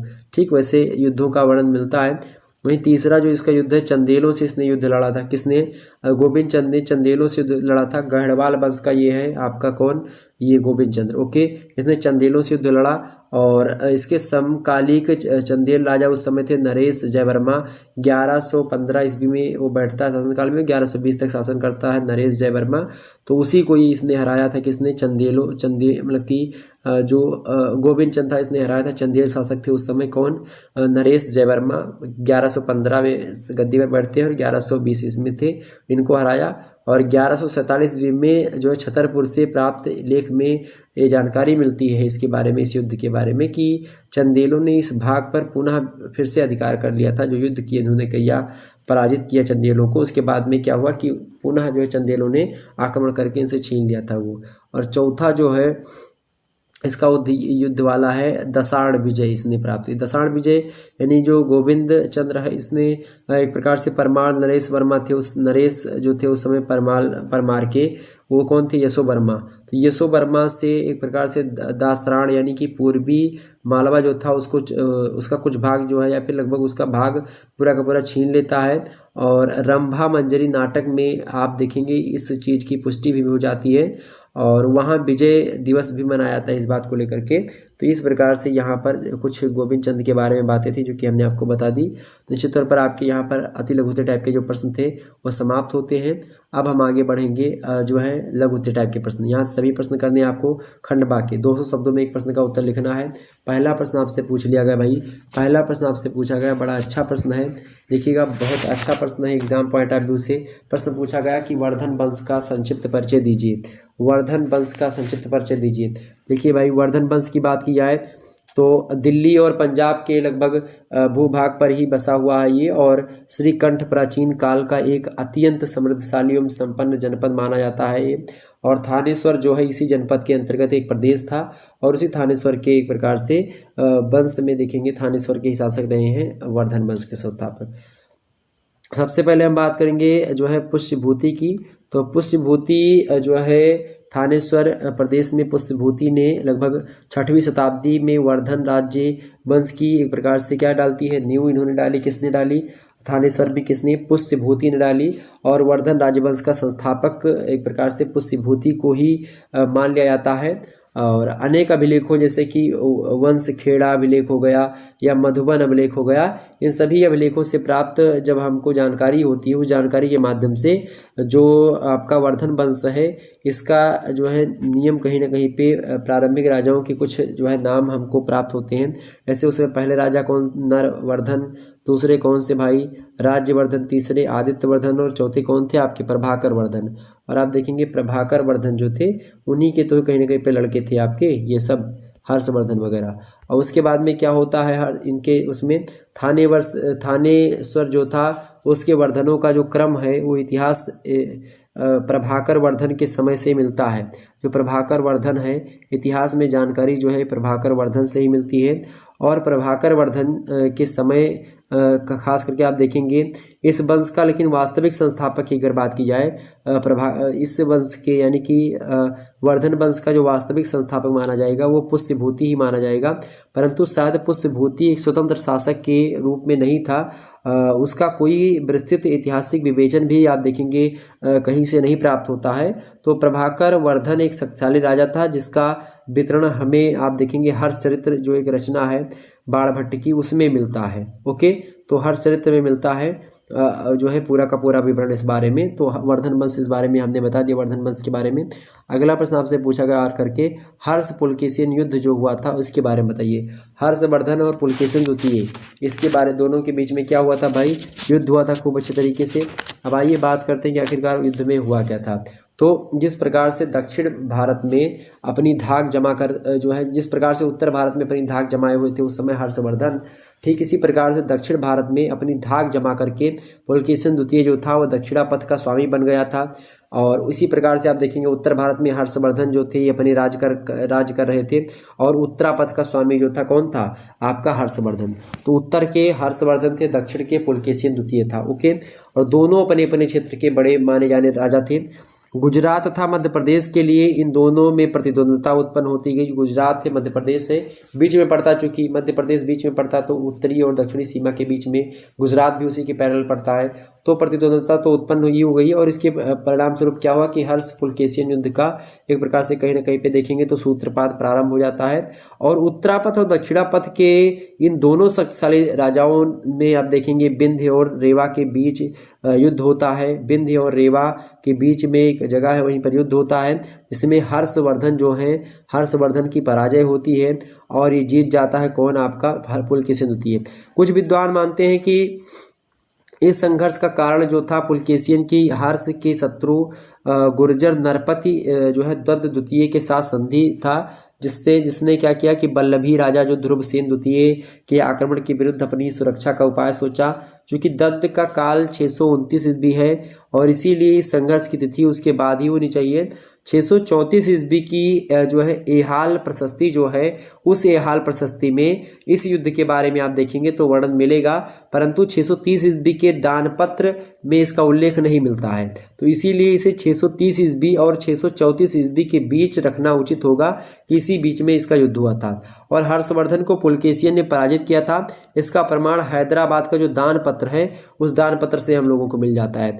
इसके बाद में क्या होता है कि उसने अपने अनुज विष्णुवर्धन जो था उसको युवराज बना देता है और उसके अधीन राजधानी छोड़ करके पूर्व दक्कन की ओर और विजय के हेतु चल पड़ता है।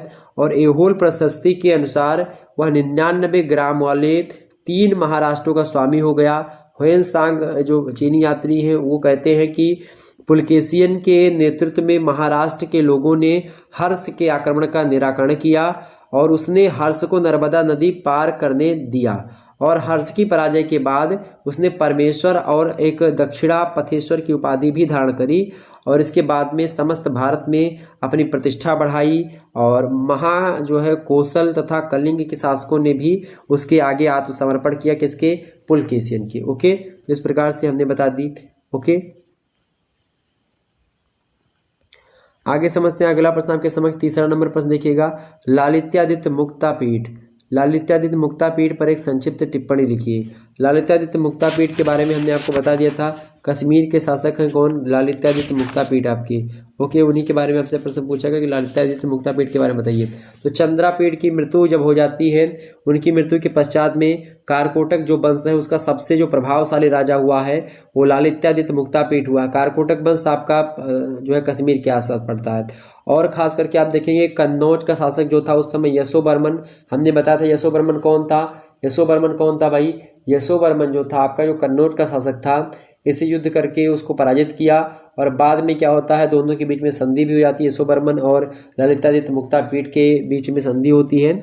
और उत्तर प्रदेश में लालित्यादित्य की कुछ मुद्राएं भी हम लोगों को मिली हैं।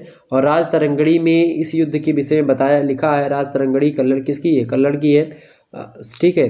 और उसमें लिखा गया कि कवि वाक्पति श्री भवभूत्यादि सेविता जितोपयो यशोवर्मः तद गुण स्तुति बंदिताम। यानी कि इसका मतलब क्या है? संस्कृत में लिखा है जो है इसके बारे में, राजतरंगड़ी में इस युद्ध के बारे में लिखा गया कि कवि वाक्पति राजश्री भवभूत्यादि सेविता जितोपयो यशोवर्मः तद गुणस स्तुति बंदिताम। यानी कि इसका मतलब है कि वाक्पति राज और श्री भवभूति आदि राज कवियों के सेवित यशोवर्मन अपनी पराजय के पश्चात लालित्यादित्य के गुण की स्तुति जो है एक प्रकार से कर्ता बन गए थे। और लालित्यादित्य की मृत्यु के पश्चात में क्या हुआ कि कारकोटक जो वंश है वो पतन की ओर आगे बढ़ने लगा, अग्रसर हो गया। और उस वंश का अंतिम सम्राट जो हुआ वो विनय आदित्य जयापीड़ था, जिसने क्या किया, पुनः इस वंश का उद्धार करने का प्रयास किया। और कन्नौज के राजा थे उस समय ब्रजायुद्ध, उसको घुटने पर टेकने के लिए बाध्य भी किया था। और 810 ईस्वी में कारकोटक वंश का मुख्य रूप से पतन हो जाता है। और कश्मीर में उसके बाद में कारकोटक वंश के बाद में आप देखेंगे उत्पल वंश का साम्राज्य जो है स्थापित हो जाता है। तो इस प्रकार से आपने इनके बारे में समझा, लालित्यादित्य मुक्तापीठ के बारे में। इसने अपने जीवन में कई उपलब्धियां भी हासिल करी हैं। ओके, अगला प्रश्न आपके समक्ष है, महाराज भोज की किन्हीं 5 उपलब्धियों का वर्णन कीजिए। महाभोज के बारे में आपसे कह रहा है कि महाभोज जो राजा है इनकी किन्हीं 5 उपलब्धियों के बारे में बताइए। आइए देखते हैं भाई इनकी कौन सी 5 उपलब्धियां हैं जो कि एग्जाम में पूछी गई हैं। तो पहली उपलब्धि लिखिएगा। पहली उपलब्धि इनकी है किसकी? महाराज भोज की पहली उपलब्धि है त्रिपुरी के गांगे देव से इन्होंने युद्ध किया था। कुछ विद्वान मानते हैं कि प्रारंभ में भोज ने अपने शत्रु जो थे इनके प्रारंभ शुरुआत के कौन थे? चालुक्य। चालुक्य इनके जो है शत्रु थे और जो है उनसे प्रतिशोध लेने के लिए गांगे देव जो समय राजा था उनसे मित्रता करी थी। किंतु चालुक्यों के विरुद्ध सफलता ये प्राप्त नहीं कर पाए। किसने? जो महाभोज है इन्होंने नहीं कर पाई। और क्या हुआ, जो है कलचुरी नरेश गांगे देव को परास्त भी कहीं ना कहीं पे इसने किया है, ये बात ध्यान रखेंगे। और कलचुरी सम्राट गांगे देव पर आक्रमण कर दिया इसने। धारा परिस्थिति जो है उससे इस बात का जो है पुष्टि होती है। पहले इसकी क्या है, त्रिपुरी के गांगे देव से युद्ध किया इसने, पराजित भी किया। दूसरा युद्ध कौन सा है इसका? इंद्रप्रस्थ से युद्ध किया, अर्थात इंद्ररथ से युद्ध इसने किया। उदयपुर परिस्थिति इसकी साक्षी है कि भोज ने उड़ीसा के आदि नगर के शासक इंद्ररथ को परास्त भी किया था। ओके, तो इंद्ररथ को परास्त करने वाले भी कहीं ना कहीं महाभोज ही हैं। तीसरा इसकी जो एक प्रकार से उपलब्धि है कौन सी है? कोंकण विजय, लाट विजय। लाट विजय इसकी तीसरी उपलब्धि है। कुछ अभिलेखों से हमको ज्ञात होता है कि भोज ने लाट नरेश कीर्तिराज जो थे उन पर आक्रमण किया था और उनको पराजित किया था। चौथा जो है आपका वो है कोंकण विजय। कोंकण विजय जो है कोंकण राज्य पर भोज के राज्य काल में शिलाहार वंश का शासक जो उस समय था केसी देव वो शासन कर रहा था और भोज ने उसे भी परास्त करके कोंकण राज्य का पर जो है अपना प्रभुत्व स्थापित कर लिया। ये चौथी इसकी एक प्रकार से उपलब्धि। पांचवी उपलब्धि जो इसकी थी वो कान्यकुब्ज जो थे उन कान्यकुब्जों से युद्ध उसने किया था। विभिन्न अभिलेखों से ज्ञात होता है कि भोज ने क्या किया था, कान्यकुब्जों को भी परास्त किया था और इसके विपरीत विद्वानों का विश्वास ये भी है कि भोज ने कन्नौज पर अधिकार नहीं किया था बल्कि अपने शौर्य का प्रदर्शन करने के लिए ही उस पर आक्रमण किया था। ओके, ये बात आप ध्यान रखेंगे। आगे बढ़ते हैं। अगला प्रश्न आपके समक्ष कौन सा है? अगला प्रश्न चौथा नंबर आपके समक्ष, धर्मपाल पर प्रकाश डालिए। धर्मपाल कौन थे भाई? धर्मपाल पर प्रकाश डालिए। आपसे प्रश्न क्या पूछ रहा है? प्रश्न आपसे पूछ रहा है कि धर्मपाल पर प्रकाश डालिए। धर्मपाल जो थे वो कौन थे भाई? धर्मपाल की बात की है तो पाल वंश का पहला शासक कौन है? पाल वंश जो है एक प्रकार से जो है एक प्रकार से आप देखेंगे एक सुदृढ़ शक्ति के अभाव में बंगाल में अव्यवस्था तथा जो है विनाश लीला का तांडव होता रहा और ऐसे समय में बंगाल की प्रजा जो थी वो अभूतपूर्व राजनीतिक गुणों का परिचय एक प्रकार से देते हुए निर्वाचन द्वारा अपने नायक का निर्वाचन किया और वो नायक कौन था आपका? गोपाल। एक जननायक कहा जाता है गोपाल, यानी कि जनता इसे पसंद करती थी। पाल वंश की संस्थापना करने का जो एक प्रकार से दावा है या पाल वंश के जो स्थापना करने का जो श्रेय है वो पाल वंश के प्रथम शासक किसको जाता है? गोपाल को जाता है और ये बंगाल का शासक था। कौन? गोपाल। ओके, ये बात ध्यान रखेंगे। और उसी गोपाल का एक प्रकार से कहीं ना कहीं पे आप देखेंगे पुत्र है धर्मपाल। तो गोपाल का ही पुत्र है कौन? धर्मपाल, जो कि पाल वंश का दूसरा शासक है। और 700 कहीं ना कहीं पे आप देखिएगा कि 770 ईस्वी में ये धर्मपाल जो है ये 770 ईस्वी में सिंहासन पर बैठता है और विस्तार नीति का जो है अपने साम्राज्य विस्तार नीति का अनुसरण करके मगध को पूर्णतः अपने अधिकार में कर लेता है। इसके बाद में कन्नौज की ओर बढ़ा और कन्नौज पर इसने क्या किया, जो है इसने आर्यवंश शासक जो थे उस समय इंद्रायुध उनको पराजित किया और उसके बाद में जो है चक्रायुध को अपना अधीनस्थ शासक नियुक्त करते हुए आगे बढ़ा। इस प्रकार से इसने देखा इस प्रतिहार वंश हुआ या राष्ट्रकूट नरेश, इन सभी से अत्यधिक शक्तिशाली जो है एक प्रकार से हो गया था ये। और धर्मपाल ने उनकी चुनौती को स्वीकार भी किया परंतु पराजित हो गया था। बाद में धर्मपाल को बंगाल लौटना पड़ा और बंगाल बिहार पर उसका अधिकार जो है जैसा पहले था उसी तरीके से बना रहा। धर्मपाल का प्रभाव क्षेत्र जो है बड़ा ही लंबा रहा है, विस्तृत रहा है। पंजाब, पूर्वी राजपूताना, मालवा, बरार, भोज, मत्स्य और कुरु, यदु, अवंती और गांधार, यहाँ पर इसने शासन किया। इसकी शासन जो है शासन जो सत्ता थी, शासक जो क्षेत्र था वो बड़ा था। धर्मपाल को उत्तरापथ था जो है पंचगौड़ स्वामी भी कहा जाता था उस समय। और धर्मपाल ने महाराजाधिराज की उपाधि भी ग्रहण करी थी। इसके साथ ही साथ जो है परम भट्टारक की उपाधि, परमेश्वर की जो है ये सभी के एक प्रकार से विरुद्ध भी कहीं न कहीं पे उपाधि के रूप में धारण करी थी। और धर्मपाल ने लगभग 810 ईस्वी तक शासन किया था। कब बैठा था गद्दी पे भाई? ये गद्दी पे बैठा था आपका 770 ईस्वी में और शासन कब तक? 810, यानी कि 40 वर्षों तक लगभग ये शासन करता रहा। ओके, आगे बढ़ते हैं। चौथा नंबर प्रश्न आपके समक्ष है, काकतीय राजवंश का उदय कैसे हुआ? काकतीय राजवंश का उदय कैसे हुआ? बड़ा अच्छा प्रश्न है। काकतीय राजवंश के बारे में आपसे पूछ रहा है कि काकतीय राजवंश जो है इसका उदय कैसे हुआ? तो दक्षिण भारत में अनेक राजवंश एक के बाद एक आए, सामान्य विजय किया, कुछ दिनों तक राज्य किया, फिर धीरे धीरे लुप्त हो गए और इन्हीं काकतीय वंश का नाम जो है अभी आता है काकतीय वंश में, थोड़े समय के लिए है। और ऐतिहासिक वर्णन अथवा किसी अभिलेख में स्पष्ट रूप से इसका प्रमाणिक साक्ष्य नहीं हम लोगों को मिला है। तो लेकिन इसके प्रादुर्भाव के विषय में विद्वानों ने तमाम प्रकार की बातें कही है।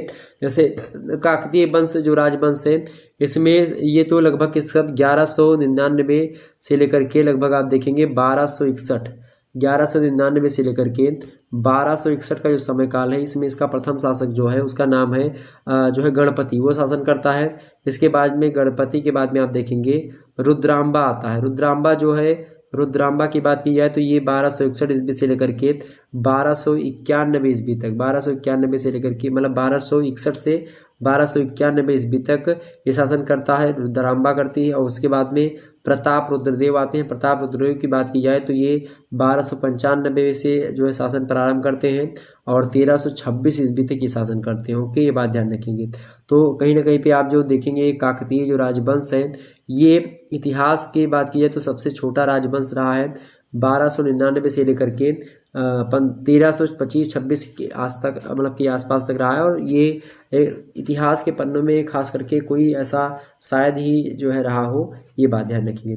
दूसरी इसकी विशेषता ये है कि जो काकतीय राजवंश है इसके अस्तित्व में आने के विषय में कोई भी ऐतिहासिक साक्ष्य भी नहीं जो है हम लोगों को प्राप्त होती है। और तीसरी बात इसकी खास करके ये है कि मात्र 2 राजा तथा 1 राजकुमारी के द्वारा चलाया गया ये राजवंश। राजकुमारी कौन थी? रुद्रांबा जो थी वो राजकुमारी थी, उनके द्वारा, और 1 राजकुमार थे प्रताप रुद्रदेव। इन लोगों ने शासन चलाया और इतिहास में अपने आप को एक जो है अनोखा उदाहरण के रूप में रखा। इस प्रकार से यहाँ पर आप देख सकते हैं काकतीय राजवंश के बारे में बता दिया हमने। अगला प्रश्न आपके समक्ष है 5वां नंबर, पृथ्वीराज तृतीय का संक्षिप्त परिचय दीजिए। पृथ्वीराज तृतीय का जो है क्या करिए, संक्षिप्त परिचय दीजिए। बढ़िया प्रश्न है। पृथ्वीराज तृतीय की अगर बात की जाए, पृथ्वीराज तृतीय तो चाहमान नरेश थे कौन? पृथ्वीराज तृतीय। और इनको पृथ्वीराज चौहान के नाम से जाना जाता है।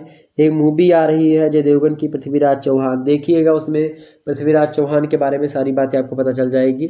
तो पृथ्वीराज चौहान जो थे उन्हीं को पृथ्वीराज तृतीय के नाम से जाना जाता है। चाहमान के नरेश थे, चाहमान राजा थे। ओके, और इनके विषय में अनेक साहित्यिक और अनुश्रुतियाँ, कई अभिलेख से जानकारी मिलती है। और एक चंद्रबरदाई कवि हैं हिंदी साहित्य के, आदिकाल के यानी वीर गाथा काल के रासो साहित्य के कवि हैं। तो चंद्रबरदाई ने एक रचना की है और ये भाट कवि रहे हैं। और भाट कवि उनकी प्रशंसा में पृथ्वीराज रासो नामक एक वीर रस प्रधान जो काव्य रचना है उसकी रचना करी इसने। और इस ग्रंथ में पृथ्वीराज तृतीय के व्यक्तित्व और जीवन और तत्कालीन राजनीतिक घटनाएं जो थी उनके बारे में पता चलता है। जैसे कि आप देखेंगे पृथ्वीराज चौहान जो थे उनके बारे में जानकारी मिलती है आल्हा वगैरह में आप देखेंगे तो, ठीक है। तो पृथ्वीराज तृतीय के विषय में पृथ्वीराज विजय से भी जानकारी मिलती है। मुस्लिम इतिहासकारों ने भी उसके संबंध में अनेक बातें बताई है पृथ्वीराज तृतीय के बारे में। पृथ्वीराज तृतीय जो है सोमेश्वर का पुत्र था और सिंहासन पर आरूढ़ होते समय ये मात्र 15 साल के थे पृथ्वीराज तृतीय, तब ये सिंहासन पर बैठ जाते हैं।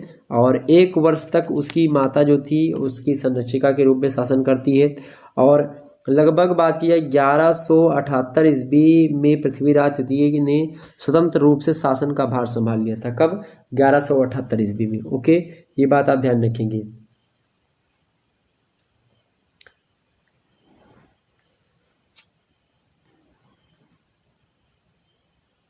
और राय पिथौरा भी किसे कहा जाता है? राय पिथौरा, पृथ्वीराज चौहान को ही राय पिथौरा कहा जाता है। तराइन का प्रथम युद्ध जो हुआ था मोहम्मद गौरी और इन्हीं के बीच में हुआ था। तराइन का प्रथम युद्ध 1191 में, और 1191 में बहुत बुरी तरीके से मोहम्मद गौरी को हराया था। मोहम्मद गौरी भाग खड़ा हुआ था, उसको छोड़ दिया था कि यहाँ जा बेटा, तो उसको छोड़ दिया, जो दोबारा आ जाना लड़ने, मतलब कि मैं निहत्तों पर वार नहीं करता, छोड़ दिया, जाओ। ऐसे वीर हमारे यहाँ पृथ्वीराज चौहान बचे। अगर वह जो है मार देता तो बाद में द्वितीय युद्ध ना होता तराइन का। बाद में 1192 में तराइन का द्वितीय युद्ध होता है, उसमें पृथ्वीराज तृतीय जो है मोहम्मद गौरी से पराजित होता है और उसकी हत्या हो जाती है इस प्रकार से। तो ये तराइन द्वितीय मतलब इसके बारे में हमने आपको बता दी। आगे बढ़ते हैं, अगला प्रश्न, अगला और करके प्रश्न आपके समक्ष है। कर्ण या फिर लक्ष्मीकरण पर संक्षिप्त टिप्पणी लिखिए। कर्ण या लक्ष्मीकरण पर संक्षिप्त टिप्पणी लिखिए, आपसे प्रश्न पूछ रहा है। तो बात की जाए कर्ण या लक्ष्मीकरण की, तो ये गांगे देव जो थे उन्हीं गांगे देव का पुत्र था कौन? लक्ष्मीकरण यानी कि कर्ण। ओके, और 1040 ईस्वी में, 1041 ईस्वी में लगभग, तो 1041 ईस्वी में शासक बनता है कौन? कर्ण या लक्ष्मीकरण। और अपने वंश का सर्वाधिक शक्तिशाली अगर शासक की बात की जाए तो यही था कौन? कर्ण या लक्ष्मीकरण। और कुल 8 अभिलेख इसके मिलते हैं, जिसमें हम उसकी उपलब्धियों का ज्ञान भी करते हैं। अनेक सैनिक अभियान भी इसने किए हैं। गुजरात के चालुक्य नरेश के भीम जो थे उनके साथ मिलकर के मालवा के जो है परमार वंश के जो शासक थे भोज, उनको पराजित भी किया है। और कर्ण ने कलिंग की विजय भी करी है। और त्रिकलिंगाधिपाति, मतलब कि त्रिकलिंगाधिपाति की उपाधि भी इन्होंने धारण करी। किसने? कर्ण या लक्ष्मीकर्ण ने ही धारण करी। कौन सी उपाधि भाई? कौन सी उपाधि? हमने आपको नाम बताया। कौन सी उपाधि भाई इनकी है? त्रिकालिंगाधिपति। ओके, इसकी उपाधि धारण करी और पूर्व की ओर गौंड तथा मगध के पाल शासकों को भी पराजित किया इसने। और बाद में पाल नरेश विग्रहपाल जो था उसके साथ ये जो है अपनी कन्या का विवाह भी कर देता है ये, और उसका मित्र बन जाता है। चंदेलों के साथ भी उसका युद्ध हुआ तथा पहले कर्ण ने चंदेल नरेश जो थे उस समय देवबर्मन उनको परास्त किया। उससे भी क्या हुआ कि राज्य के कुछ भागों पर अधिकार कर लिया, परंतु अपने शासन के अंतिम दिनों में उसे पराभव उठानी पड़ी और चंदेल नरेश कीर्तिवर्मन द्वारा फिर से पराजित हो जाता है ये कर्ण या लक्ष्मीकर्ण। और इसमें कर्ण शक्ति अत्यंत निर्बल हो गई थी। कर्ण की शक्ति जो थी अत्यंत निर्बल हो गई थी, बहुत जो है शिथिल हो चुके थे। और होड़ वंश की राजकुमारी जो है आबल देवी के साथ इनका विवाह हुआ था। और कर्ण की जो है शैव मतानुयायी तथा जो है बनारस में उसने कर्ण मेरू नामक शैव मंदिर भी बनवाया था। किसने? तो इससे शैव धर्म होने के, यानी कि शैव था ये कौन? तो ये भी लक्ष्मीकर्ण या कर्ण भी क्या था? एक शैव ही था। ओके, ये बात ध्यान रखेंगे।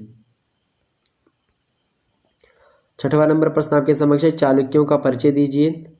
छठवां नंबर प्रश्न क्या है? चालुक्यों का परिचय दीजिए। चालुक्यों के बारे में आपसे पूछ रहा है कि चालुक्यों का परिचय दीजिए। फटाफट से बताने का प्रयास करेंगे चालुक्यों के बारे में। चालुक्यों का परिचय दीजिए। एग्जाम पॉइंट ऑफ व्यू से बढ़िया प्रश्न है। चालुक्यों की बात की है तो चालुक्यों की उत्पत्ति के बारे में विद्वानों में मतभेद रहा शुरुआत से ही, और चालुक्य अभिलेखों तथा जो विक्रमादित्य चरित्र है उसके विवरणों से प्रतीत होता है कि चालुक्यों का मूल स्थान अयोध्या था, जहाँ से उसने दक्षिण की ओर पलायन भी किया है। ओके, एक व्यक्ति हैं, इतिहासकार हैं, बड़े फेमस इतिहासकार हैं, उनका नाम है डॉक्टर B.A. स्मिथ। और B.A. स्मिथ महोदय कहते हैं कि चालुक्य जो वंश था वास्तव में चपों से संबंधित रखते हैं ये, और इस प्रकार उनका संबंध विदेशी गुर्जरों से था। किसका? चालुक्यों का, क्योंकि चप उन्हीं की एक शाखा थी। ये बात स्मिथ ने बताई।